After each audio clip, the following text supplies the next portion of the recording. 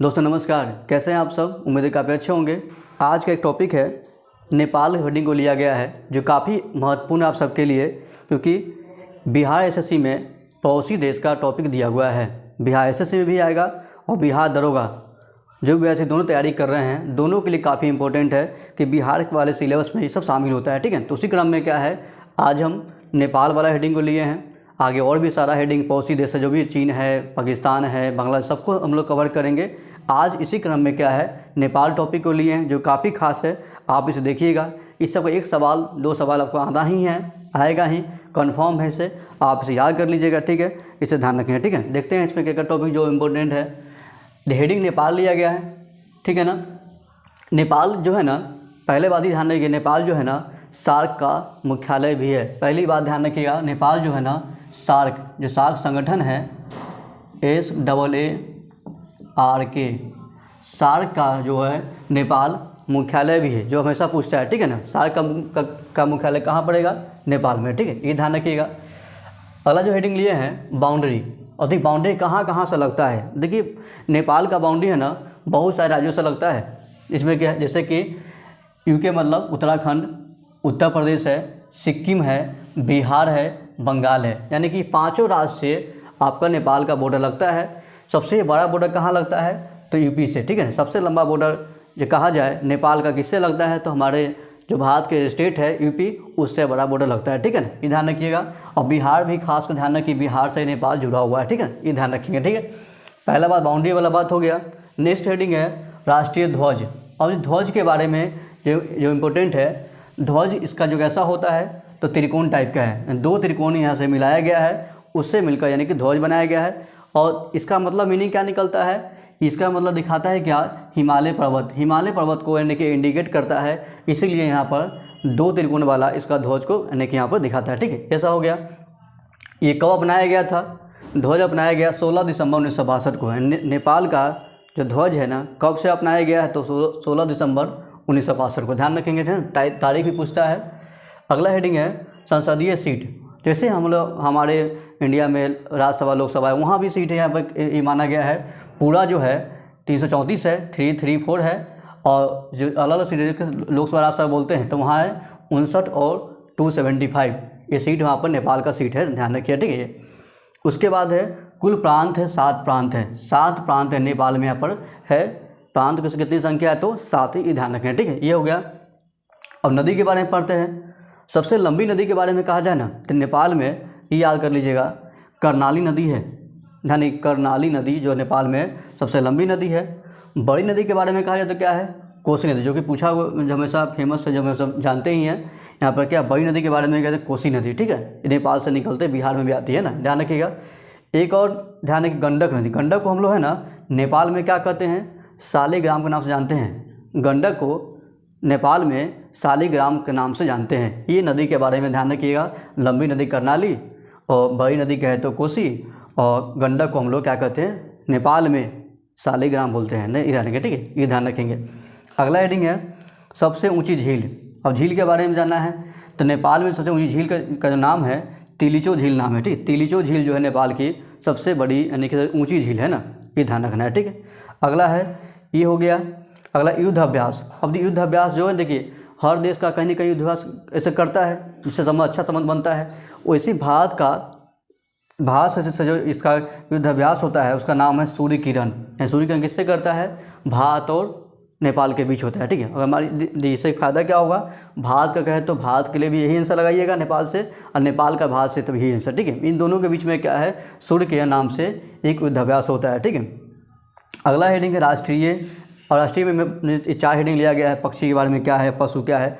तो पक्षी के बारे में कहा जाए तो हिमालयन मोनाल जो है ना नेपाल का राष्ट्रीय पक्षी है। क्या है, हिमालयन मोनाल है ना, ये ध्यान रखिएगा। पहला हेडिंग देख लिए। पशु के बारे में कहा तो गाय है, काफ़ी सिंपल बात है। नेपाल का राष्ट्रीय पशु क्या है, गाय है ना, ये ध्यान रखना है। अगला है खेल क्या है। खेल के बारे में देखा जाए तो वॉलीबॉल जो है नेपाल का राष्ट्रीय खेल है। नेपाल राष्ट्रीय खेल क्या है, वॉलीबॉल है, ये ध्यान रखेंगे। फूल के बारे में क्या है, तो फूल है ललीगुरांस। ललीगुरांस जो है ना नेपाल का राष्ट्रीय फूल यहाँ पर ये ऐसा माना गया। ठीक है, ये ध्यान रखिएगा। अगला हेडिंग है सबसे ऊंची चोटी का नाम क्या है। ये तो पता ही है, माउंट एवरेस्ट। माउंट एवरेस्ट जो है ना क्या है, सबसे ऊँची चोटी का नाम है नेपाल में, ठीक है, ये ध्यान रखना है।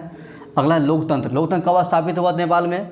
28 मई 2008 को लोकतंत्र नेपाल में कब स्थापित हुआ, तो ये ध्यान तारीख याद रखिएगा, 28 मई 2008। देखिए तारीख याद ना हो लेकिन फिर भी ईयर याद रखिएगा कि पड़ोसी देश है, पूछ सकता है, ठीक है। 2008 में है लोकतंत्र स्थापित हुआ है, ठीक है। यानी मानिए इससे पहले वहाँ पर राजतंत्र था, है ना, इसके बाद से लोकतंत्र यहाँ पर चल रहा है। अगला संविधान लागू कब से हुआ है? लागू हुआ है, अब इसके बाद में संविधान लागू होगा। संविधान लागू हुआ है 20 सितंबर 2015 को। 2015 को यहाँ पे संविधान लागू किया हुआ है, कहाँ पे? नेपाल में। ये ध्यान, हेडिंग नेपाल ध्यान रखिए, हेडिंग गायब नहीं करिएगा, ठीक है ना। अगला है मंदिर। मंदिर का नाम यहाँ पर काफ़ी फेमस मंदिर है पशुपतिनाथ मंदिर। जब आप यहाँ जाए जरूर जाइएगा, नेपाल जाए तो आप ये हेडिंग मानी ये मंदिर जरूर घूम के आइए, ठीक है। बहुत फेमस मंदिर है, पशुपतिनाथ मंदिर है, ये ध्यान रखिए। अगला स्टेडियम है। स्टेडियम भी तो आसान लिखा हुआ है, हमारे राम जी के पिताजी के नाम पे है, दशरथ रंगशाला। क्या है? दशरथ रंगशाला जो है ना, स्टेडियम का नाम है, कहाँ का? नेपाल का, है ना, ये ध्यान रखेंगे। प्रथम सैटेलाइट उपग्रह जो लॉन्च किया था ये नेपाली सेट 1। प्रथम जो उपग्रह जो यानी प्रक्षेपण किया था ये नेपाल अपना जो उपग्रह खुद से नहीं करता है, किसी और से देश से करवाता है, तो ध्यान रखिएगा एक का नाम क्या था? नेपाली सेट 1, है ना, ध्यान रखना है। अब देखिए ये भी काफ़ी इंपॉर्टेंट है, हमेशा पूछता है पीएम के बारे में। देखिए नेपाल के प्रथम पीएम का नाम क्या था? विश्वेश्वर प्रसाद कोइराला। याद रखिएगा, नेपाल के प्रथम पीएम विश्वेश्वर प्रसाद कोइराला। और वर्तमान का है ना, ये प्रथम ध्यान रखिएगा, वर्तमान में क्या है? पुष्प कमल दहल। यानी कि प्रथम ये था और वर्तमान में है पुष्प कमल दहल जो है ना, नेपाल के वर्तमान पीएम हैं, ये ध्यान रखेंगे। प्रेसिडेंट के बारे में कहा जाए तो प्रेसिडेंट जो प्रथम थे रामवरण यादव। रामवरण यादव जो है ना नेपाल के प्रथम प्रेसिडेंट थे। और अभी क्या है, वर्तमान में प्रेसिडेंट कौन है? रामचरण पौडेल, है ना। अभी क्या है वर्तमान है, कि इसको वर्तमान लिख लीजिए। वर्तमान में जो प्रेसिडेंट है ना यहाँ का नेपाल के रामचरण पौडेल, है ना, ये ध्यान रखिएगा। और प्रथम थे रामवरण यादव। ध्यान रखिए ये नाम पूछता है। देखिए यहाँ बहुत सारा बात नहीं, कुछ बात जो है जो मेन में बात लिखा गया है, सारा बात इंपॉर्टेंट है। आप हर बात को ध्यान से सुनिएगा, इसे लिख लीजिएगा, आप इसे नोट्स बना लेंगे ताकि इससे फ़ायदा क्या होगा, आपका सवाल ये आएगा, ठीक है ना। हमारा वीडियो आप सभी को अच्छा लग रहा है तो आप इसे लाइक कर दीजिए, शेयर कर दीजिएगा, और जो लोग नए हैं सब्सक्राइब भी कर लीजिए, ठीक है ना। तो देखते हैं अगला हेडिंग है। अब रेल जो है ना, रेल जो है ना, देखिए रेल तो नेपाल में है ही, लेकिन ये क्यों लिखाया गया है कि भारत और नेपाल के बीच रेल चल रहा है, ठीक है।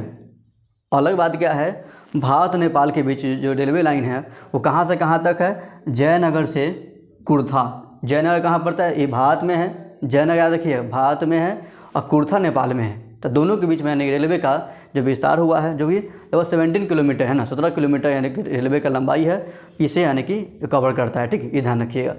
अगला ध्यान रखिएगा, कुछ परियोजना है जो सप्तकोशी उच्च परियोजना जो है, ये नदी का नाम है, अरुण नदी पे है, 900 मेगावाट के मैंने बिजली उत्पादन करता है, यानी क्या नाम है? सप्तकोशी उच्च परियोजना, जो कहाँ बनाया गया है? अरुण नदी पे है, जो कि 900 मेगावाट के बिजली उत्पादन करता है।